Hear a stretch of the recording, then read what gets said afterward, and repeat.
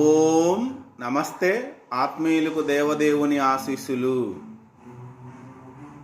రేపటి రోజు శనివారము, ఏకాదశి.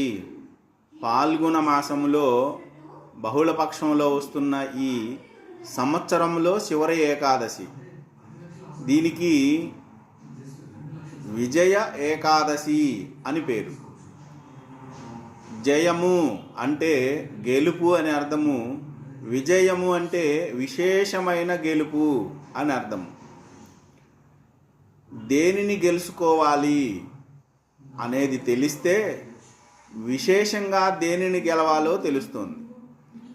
మనకి నిత్య జీవితంలో ఎదురయ్యే సమస్యలను ఎదుర్కొని వాటిని అధిగమించి ముందుకు పోతే అది జీవితాన్ని గెలిచినట్లే అవుతుంది.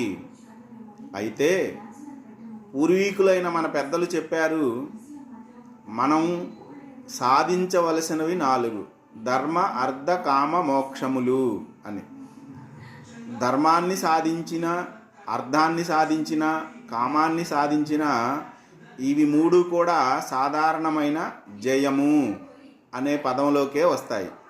జీవితాన్ని గెలవడం, సాధించడం అని. 4వ పురుషార్థమైన మోక్షాన్ని సాధించడం ఏదైతే ఉందో ఇది విశేషమైన గెలుపు.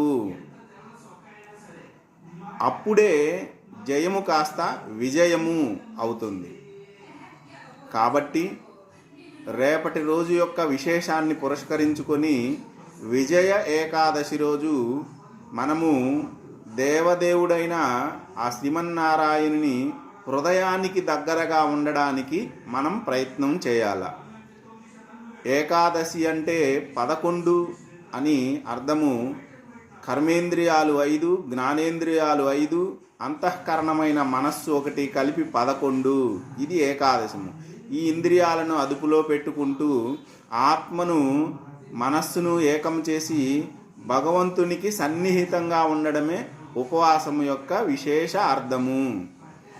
ఆహారాన్ని స్వీకరించకుండా ఉండడం ఒకటే కాదు, ఆహారం స్వీకరించడం అనేది నోటికి, నాలుకకు సంబంధించిన అంశము. మిగతా ఇంద్రియాలైన జ్ఞానేంద్రియాలకు, కర్మేంద్రియాలకు వాటి విషయాలను అందించకుండా కేవలం ఆత్మ లక్షణాలను మాత్రమే అందిస్తూ దేవదేవునికి సన్నిహితంగా ఉండడం ఏదైతే ఉందో దగ్గరగా వాసము, ఉండడము. ఉపవాసము అంటే దగ్గరగా ఉండడము. ఆత్మ లక్షణాలకు దేవునికి అతి